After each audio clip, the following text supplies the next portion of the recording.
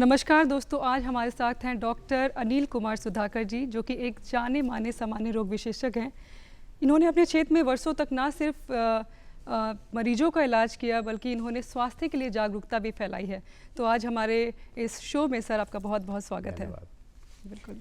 और साथ ही सर कार्यक्रम की शुरुआत करेंगे हम, जैसा कि जानते हैं कि पोषण माह मना रहे हैं हम लोग इस महीने। तो मैं आपसे जानना चाहूँगी, पोषण भी पढ़ाई भी इस ये हमारा मोटो है इस बार का।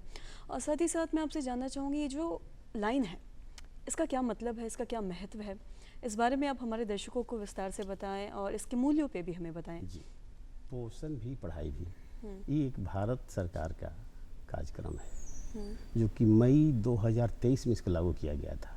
माननीय प्रधानमंत्री जी के द्वारा इसे लाया गया है और ये तो पहले से ही कार्य कर रही थी। जिस पे कार्य कर रहा है उस पे आपको ध्यान देना है। पहले ये आंगनबाड़ी के थ्रू कार्य कर रहा था। अच्छा। पोषण भी पढ़ाई भी जो अभी कार्यक्रम चल रही है, इनको प्रधानमंत्री जी ने मई 2023 में एक क्रांतिकारी अभियान के तहत लाया है। इसके तहत हमारे जितने भी आंगनबाड़ी हैं सब पे यानी सुचारू रूप से कार्रवाई करने की, कार्रवाई इन द सेंस ये नहीं कि कार्रवाई, उसको सुचारू रूप से चलाने की व्यवस्था की गई है। जैसे पहले भी आंगनबाड़ी की व्यवस्था तो हम लोगों ने 1975 से किया था। 1975 में ही इसकी व्यवस्था कर दी गई थी, भारत सरकार ने किया था। लेकिन कैसे चल रहा था उसको सुचारू रूप से चलाने के लिए और पोषण के साथ पढ़ाई की भी व्यवस्था करने के लिए मई 2023 में इसे लागू किया गया है। पोषण भी पढ़ाई भी एक थीम चलाया गया है। इसके तहत हमारे जितने भी आंगनबाड़ी केंद्र हैं सब पर आंगनबाड़ी केंद्र बहुत महत्वपूर्ण केंद्र अभी के समय को माना गया है। यदि ये ईमानदारी पूर्वक काम करें तो हमारे समाज के जितने भी बाल्यावस्था से बच्चे हैं, तीन बरस से लेकर 6 बरस के बीच में, ये सभी आंगनबाड़ी केंद्र के हकदार हैं। गांवों में जो रहते हैं उनको यही दिया गया है कि आप पोषण के साथ साथ पढ़ाई की भी व्यवस्था आपको करना है। पहले तो आंगनबाड़ी में बस से बच्चा गया, पढ़ा या नहीं पढ़ा, खाना पीना खाया, चल दिया। बिल्कुल, अभी काफ़ी मॉडिफाई करके और काफ़ी अच्छे से इसको, तो इसीलिए 2023 ये प्रोग्राम क्रांतिकारी प्रोग्राम के रूप में उभर करके आया है। और जितने भी हमारे आंगनबाड़ी केंद्र, अभी हमारे देश में आंगनबाड़ी केंद्र लगभग 14 लाख के कार्यरत है। काफ़ी बड़ा ये संख्या हमारे देश भर में जी। और जिसमें करीब लगभग 8 करोड़ बच्चे उससे लाभान्वित हो रहे हैं। 8 करोड़ बच्चे उससे लाभान्वित हो रहे हैं। ये बहुत बड़ी बात है। बिल्कुल। एक भारत सरकार ने ऐसा मुहिम चलाया जिससे हमारी आंगनबाड़ी कार्यकर्ता कितना बड़ा रोल है वो आपके घर में भी मिलता है, ऑफिस में मिल जाएगा, यानी मिलता जुलता समाज की एक अवसर है। जी अनिल जी, इसी पे आपसे सवाल करना चाहूँगी कि ग्रामीण क्षेत्रों में आंगनबाड़ी और शहरी क्षेत्रों में भी आंगनबाड़ी काफ़ी अहम रोल दे रही हैं और बच्चों को भी काफ़ी फ़ायदा हो रहा है। अगर शहरी क्षेत्रों के जो आर्थिक स्थिति से कमज़ोर जो परिवार होते हैं उनके लिए भी सरकार प्रयास कर रही है, तो सरकार के साथ अगर जो अन्य समुदाय हैं जो इस पे काम करती है, अगर हम सब मिल करके काम करें तो क्या ये मुहिम जो है जो सरकार के द्वारा चलाई जा रही है, क्या घर घर तक पहुंचाया जा सकता है? आपने बहुत बढ़िया क्वेश्चन किया है। यदि ये मुहिम के साथ हम चलें, आप चलें, तो इसको बहुत निचले स्तर तक हम पहुंचा सकते हैं। आंगनबाड़ी की इतनी बड़ी भूमिका है हमारी समाजों में कि पढ़ाई तो चलता ही है, पोषण के साथ साथ पढ़ाई। हमारे जितने भी बच्चे जो कि एक शहरी क्षेत्रों में नहीं रह पाते हैं, उसके लायक नहीं हैं या उसका एफोर्ड नहीं कर पा रहे हैं, उसकी सुविधा के लिए हमारी आंगनबाड़ी की व्यवस्था की गई है। आंगनबाड़ी सेविकाओं का बहुत बड़ा काम है। जैसे कि आप समझ जाएं, कोई सामान्य रोगी है, उनको हॉस्पिटल तक जाने की सुविधा नहीं है, तो ये सब तो स्वास्थ्य में आ जाएगा, आशा कार्यकर्ता ही काम है। लेकिन उसके बच्चे की देखभाल के लिए आंगनबाड़ी की व्यवस्था की गई है। खाना की सुविधा भी आंगनबाड़ी की क्या रोल है। टीकाकरण का भी प्राथमिकता आंगनबाड़ी काफ़ी को दी बड़ा गई रोल है। है जी, बिल्कुल। आप बच्चे को टीकाकरण का भी जो व्यवस्था करना है, या टीकाकरण नहीं हो पा रहे हैं या किसी कारण वो नहीं ले पा रहा है, उसके कारण वो सुविधाएं उसे नहीं मिल पा रही है, तो उसकी सुविधा पहुंचाना आंगनबाड़ी सेविका का प्रथम प्राथमिकता बनता है। और यदि अपनी वर्क ईमानदारी पूर्वक करें तो निचली स्तर तक के बच्चे भी इससे लाभान्वित हो सकते हैं। सर, बच्चों की आपने बात की, अगर हम महिलाओं के बारे में बात करें तो आज हम देखते हैं कि बहुत सारी महिलाएं बहुत सारी बीमारियों से ग्रसित हो रही हैं। वहीं अगर बात अनीमिया की करें तो आज हम देखते हैं कि बहुत सारी ऐसी महिलाएं जो अनीमिया से ग्रसित हो रही हैं। और इसका मैं आपसे जानना चाहूँगी, पोषण ये हम सभी के लिए बहुत ज़रूरी है। अगर हम महिलाओं के बारे में बात करें तो उनके लिए पोषण कितना ज़रूरी है, इस बारे में आप हमें बताएं। अभी हमारे समाज में कुपोषण के शिकार बहुत मिलते हैं, बिल्कुल। और आपने एनीमिया की शब्द को इस्तेमाल किया है। एनीमिया, पहले तो हमको ये जानना होगा एनीमिया कहते किसको है। बिल्कुल। एनीमिया होता क्या है कि आरबीसी जो है, रेड ब्लड सेल होता है, उसका डिस्ट्रक्शन, वो बनता नहीं, कम बनने लगता है, एनीमिक हो जाता है। उसमें क्या होता है कि वो अपना फंक्शन करना बंद कर देता है, कम करता है। आरबीसी जब कम हो जाएगा तो हीमोग्लोबिन की मात्रा भी कम हो जाएगी। जब हीमोग्लोबिन की मात्रा कम हो जाएगी तब तक आपको नहीं लगेगा कि मैं एनीमिक हूँ, जब तक आपको कोई बड़ी बीमारी घर कर न ले। आपको अभी एक सामान्य भाषा में समझाया जाए तो यदि कोई डॉक्टर कोई किसी पेशेंट को एक दवा लिखता है और उस दवा को वो लेने जाता है दवा की दुकान पे, दवा वाला से पूछता है ये क्या चीज़ की दवा है, वो कह देता है कि विटामिन की है, बोले तो छोड़ दीजिए, विटामिन की हमको कमी क्या है। लेकिन ऐसे भी हमारे न्यूट्रिशन में शामिल होना चाहिए। न्यूट्रिशन क्या है? Nutrition is the biological and physiological process है, बिल्कुल। बायोकेमिकल एंड फिजियोलॉजिकल प्रोसेस है ये, जो हम कोई भी व्यक्ति अपने भोजन को समर्थ, अपने जीवन को समर्थ बनाने के लिए भोजन करता है, उससे एनर्जी की प्राप्ति तो होती कौन है। कौन से आहार मैं जोड़े बता रहा हूँ, हैं? सब पे जाऊँगा अभी। जी तो आप एनीमिक हैं तो इसमें हीमोग्लोबिन, अब पहले बता दूं कि आरबीसी क्या है। तो आरबीसी वो चीज़ है, आपको जितने बॉडी में ऑर्गन्स हैं सबका ऑक्सीजन पहुंचाने का काम आरबीसी करता है। यदि आरबीसी ही कम बनने लगे तो हमारे ऑर्गन्स में ऑक्सीजन की मात्रा जितना पहुंचना चाहिए उतना नहीं पहुंचेगा, तो पेशेंट एनीमिक होते धीरे धीरे धीरे धीरे चला जाए, क्योंकि ऑक्सीजन तो मिल नहीं रहा है, आरबीसी की मात्रा कम और हीमोग्लोबिन कम हो गया उधर, तो हम एनीमिक हो गए। अब हमें लगता है ये खास करके महिलाओं में क्यों होता है। बिल्कुल। एनीमिक जब बहुत ज़्यादा महिलाएं जो हमारी समाज में हैं वो क्यों होती है, तो मासिक धर्म के दौरान प्रत्येक महिला, लगभग माताएं बहनें जितने भी हैं, तो इससे प्रभावित होती हैं, इससे प्रभावित होती हैं। किसी को लंबे समय चलते के दौरान जो ब्लड लॉस होते हैं उसके चलते भी एक कारण है एनीमिया का, उसके चार कारण भी एनीमिक हो सकते हैं। उसको मेंटेन करने का तरीका भी हमें सीखना होगा। कुछ ऐसे कारण हैं जिसके चलते हमें आयरन की कमी हो जाती है। आयरन की कमी को दूसरा रूप में एनीमिक हो सकते हैं, तो इसके हमारे जितने भी स्वास्थ्य केंद्र हैं, प्राथमिक स्वास्थ्य केंद्र हैं, सभी पर आयरन की गोली उपलब्ध कराई गई है।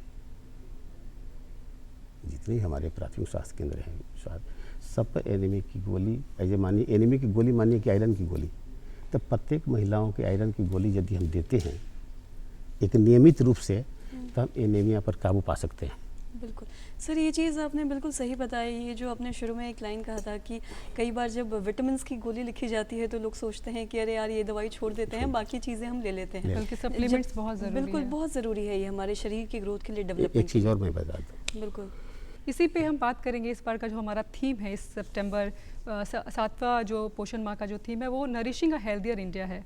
तो प्रधानमंत्री की इस पहल के बारे में क्या कुछ कहना चाहेंगे और कैसे ये ज़रूरी है कि हम एक हेल्दी इंडिया को बनाने के लिए क्या कुछ करें? और साथ ही इसमें आप न्यूट्रिशन के बारे में भी बिल्कुल। बताएं कि किस तरीके से क्या खाएं मैं जो बता हमें दूँ, न्यूट्रिशन मिले। प्रत्येक व्यक्ति को इतना तो ज़रूरत है ही। यदि इतना हम ले लें तो हमें नहीं लगता है कि हम एनीमिक हो सकते हैं या किसी और बीमारी का शिकार हो सकते हैं। होते बीमारी तो आना जाना तो लगा रहता है, लेकिन फिर भी हम अपने बचने का प्रयास तो करना ही चाहिए। बिल्कुल। फर्स्ट ऑफ ऑल हमें प्रोटीन तो लेना होगा, बिल्कुल। प्रोटीन का वर्क बहुत समय तो कम है, इसलिए ज़्यादा नहीं जाएंगे। प्रोटीन लेना होगा। प्रोटीन का काम ही क्या है? इस प्रोटीन का है टिश्यू रिपेयर का काम करता है। कार्बोहाइड्रेट चाहिए ही, जो हमें एनर्जी देता है बिल्कुल वो चाहिए ही। चाहिए।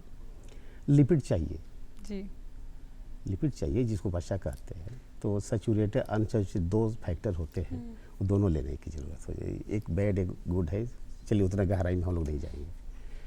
तो लिपिड क्या करता है, जैसे हमारे मसल्स हैं तो मसल्स क्या करता है कि स्ट्रेंथ, बोन को स्ट्रेंथ देता है। लिपिड भी ज़रूरी है। यदि कोई केवल हड्डी बना रहे तो भी स्ट्रेंथ नहीं है, हमें वसा भी ज़रूरी है, इसलिए लिपिड भी ज़रूरी है। उसके बाद आ जाए vitamins, protein, carbohydrate, lipid, fourth में विटामिन्स हो गए। विटामिन्स का भी एक अलग रोल है। विटामिन B12 और विटामिन B9, ये दोनों एनीमिक बनाने में, यदि इसको भरपूर मात्रा में मेरे रहे तो ये मेरे सहायक होंगे एनीमिक को रोकने में। हमें B12 के बहुत बड़ा रोल है बॉडी में। विटामिन ए हमारी आँखों की रक्षा करता है। विटामिन की कोगुलेंट है, एंटी कोगुलेंट, जी। इसको हमारे जमने में काम करता है, कोगुलेंट का काम करता है। तो सबका एक अलग अलग फैक्टर है, अलग अलग रोल है। उस रोल को यदि हम अपने से निभाएं तो हमको लगता है कि हम लोग इस पे काबू पाया मतलब जा सकता है। साधारण भाषा में बोला जाए सर। फिर हो गई मिनरल्स। जी मिनरल्स में जैसे फास्फोरस हो गया, मैग्नीशियम हो गया, सोडियम हो गया, पोटेशियम, सब चीज एक न्यूट्रिएंट हो गया, माइक्रो न्यूट्रिएंट हो गया। जी। माइक्रो न्यूट्रिएंट भी हमें ज़रूरत है, जी। छोटे छोटे चीज़ों की भी ज़रूरत है हमारी बॉडी को। ठीक है, हमको पूरा मात्रा में नहीं चाहिए, थोड़ा सा चाहिए ना। तो हमारे दर्शक को अपने अभी आहार एक में और बच सब रहा है, कुछ एक और बच रहा है जोड़ने की जिसका ज़रूरत है। वाटर कहेंगे। जी 6 हो गए। 6 हमारे पदार्थ बॉडी के लिए बहुत अति आवश्यक है। यदि इस पे हम ध्यान देते रहें, इसको कंटिन्यूसली हम करते रहें, तो मेरा लगभग बीमारी से बचा जा सकता है। साथ ही सर, अगर हम एक विकसित राष्ट्र की बात करते हैं तो इसमें बहुत ज़रूरी है सभी का स्वस्थ रहना, सबका हेल्दी रहना, और इसी को लेकर हम पोषक माह भी ये बना रहे हैं ताकि इस पे बात की जाए, इस पे चर्चा की जाए। और प्रधानमंत्री के प्रयासों पे अगर हम बात करें, जो ये पहल है पोषण माह मनाई जा रही है, तो इस पे आप क्या कुछ कहना चाहेंगे, विस्तार से कुछ कहना चाहेंगे हमारे दर्शकों को? किस उद्देश्य के साथ ये माह मनाया जा रहा है, क्यों ज़रूरी है इस पे बात करना? पोषक जो है सभी व्यक्तियों के लिए जरूरी होता है। हमें स्वस्थ मानसिकता के लिए बिल्कुल स्वस्थ भोजन जरूरी होता है। बिल्कुल। यदि कोई व्यक्ति मानसिक अस्वस्थ हो सकता है, शारीरिक स्वस्थ हो सकता है, मानसिक अस्वस्थ कुछ भी हो सकता है, लेकिन यदि हमें डेवलपमेंट करना है, विकास करना है, सामाजिक स्तर का कुछ वर्क करना है, तो मानसिक स्वस्थता के साथ साथ शारीरिक स्वस्थता भी हमें जरूरी है। बिल्कुल। यदि हम शारीरिक स्वस्थ रहेंगे तो मानसिक स्वस्थ रहेंगे ही। और यदि मानसिक अस्वस्थ चल रहे हैं तो हमें सोचने की, समझने की और करने की, तीनों तरीके को प्रभावित करता है। पोषण इतना ज़रूरी है। इतना पोषण जरूरी है। बिल्कुल।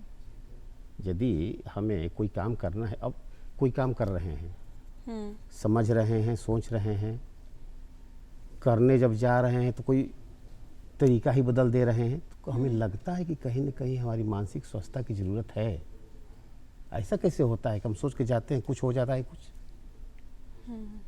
कभी कभी देखते हैं कि एक व्यक्ति अपने घर से ताला बंद करके निकला, कुछ दूर चला गया, जाने के बाद फिर लौट करके आया कि हमको लगता है कि ताला बढ़िया से बंद नहीं हुआ है। फिर देखा, फिर चला गया, फिर कुछ दूर गए, फिर आ गया। यदि ऐसा वो 3 बार करता है तो समझो कहीं ना कहीं मानसिक अस्वस्थता का शिकार है। बिल्कुल। मानसिक अस्वस्थता का शिकार है। तो इसलिए पोषण माह हम लोग जो मनाया जा रहा है, प्रधानमंत्री बहुत अच्छी पहल है जी। देश की इतना हर एस्पेक्ट्स पे काम हो रहा है। हर एस्पेक्ट पे काम हो रहा है। बिल्कुल। हमारे ये भारत देश में 65% आबादी 35 वर्ष के नीचे है, यानी नौजवान भारत है हमारा। जी बिल्कुल। नौजवान भारत के साथ साथ हमारे साथ मिलकर चलते हैं प्रधानमंत्री जी। बिल्कुल। तो इतना जिस देश में नौजवान हो और उसका नौजवान प्रधानमंत्री जैसा मिल जाए, प्रधानमंत्री नौजवान कहेंगे तो लोग कहेगा कि ये, लेकिन सोच तो है, सोच तो है बिल्कुल। नौजवानों वाली सोच तो है उन्हें, जो कि कदम से कदम मिला के चलना चाहते हैं। बिल्कुल तो उसको समृद्ध भारत बनने से कोई नहीं रोक सकता है। बिल्कुल सर, ये चीज़ आपने बिल्कुल सही कही कि ये जो प्रधानमंत्री की योजना है ये सारे वर्गों को देख रही है। खासकर अगर हम बात करें यंगस्टर्स की तो उस पर भी खास ध्यान दिया जा रहा है, क्योंकि आने वाले जो हमारे कल के ये फ्यूचर है और एक राष्ट्र को बनाने में इनका भी एक बहुत बड़ा योगदान है, हमारे जो यंगस्टर्स हैं हम। तो और साथ ही साथ ये भी आपने सर बहुत ज़रूरी चीज़ बताई कि mentally and physically fitness is very important. आगे कुछ करने के लिए, कुछ भी काम करने के लिए, अगर हम आज बात भी कर पा रहे हैं तो हम मेंटली और फिज़िकली फिट है तभी हम बैठ के बात कर पा रहे हैं। अगर हम नहीं होंगे तो हम काम नहीं कर पाएंगे। तो ये सारी चीज़ें बहुत ज़रूरी है और इसके पीछे जो सबसे ज़रूरी है वो है हमारा पोषण। क्यों प्रज्ञा? बिल्कुल बिल्कुल मुस्कान। और साथ ही साथ सर आप कार्यक्रम में आए और अपना कीमती वक्त दिया, ये जो आपने तमाम जानकारी दी है पोषण से जुड़ी, इसके लिए सर बहुत बहुत शुक्रिया आपका। एक चीज़ मैं दर्शकों को एज ए भोजन का उद्देश्य विशिष्टता नहीं, बिल्कुल ज़रूरत होनी चाहिए। बहुत बिल्कुल सही सर। बात कही सर आपने। खैर हमारा जो कार्यक्रम है उस पे हमारा लिमिटेशन होता है टाइम का। आपसे और बात करने का मन था, लेकिन अभी आज का ये जो कार्यक्रम है हम सर आपके साथ- आप ये जो बता रहे हैं आप इस बारे में हमें बताया, क्योंकि ये बहुत ज़रूरी चीज़ है प्रज्ञा। जी। हम कहीं ना कहीं ये जो चीज़ आप बता रहे हैं ये इंपॉर्टेंट है और हम सभी के लिए जानना ज़रूरी है। तो और हमारे दर्शकों को भी काफ़ी फायदा हाँ, तो हम होगा ज़रूर इससे। सुनना चाहेंगे। आप बता दें चंद शब्दों में। जी, जैसे हमने अभी बताया कि भोजन का उद्देश्य जो होना चाहिए, जी बिल्कुल विशिष्टता नहीं होना चाहिए, जी ज़रूरत होनी चाहिए। बिल्कुल सर। ज़रूरत होनी चाहिए। यदि ज़रूरत के हिसाब से हम भोजन करेंगे हम्म, तो हमें किसी भी तरह के न्यूट्रिशन को माने एक्स्ट्रा लेने की ज़रूरत हमें ना पड़ेगी, बिल्कुल क्योंकि perfect balance and coordination between माल and meal why malnutrition. बिल्कुल सर, आपने इतनी अच्छी बात कही और हमें बिल्कुल यकीन है कि हमारे दर्शकों को आपका जो ये इंसाइट और जो आपने जो ये मैसेज दिया और आपका जो ये एक्सपीरियंस है वो काफ़ी उनको फ़ायदा करेगा। आपका बिहार विहार में आने के लिए धन्यवाद सर। सर, बहुत बहुत शुक्रिया सर। दर्शकों, जैसे कहते हैं ना कि ज़िंदगी एक किताब की तरह होती है, हर दिन एक नया पन्ना। आज का पन्ना यानी आज का ये अंक यहीं पे समाप्त होता है। मिलेंगे अगले पन्ने यानी कि अगले अंक में एक नए गेस्ट और एक नए टॉपिक के साथ। फिलहाल हमें दीजिए इजाज़त। नमस्कार।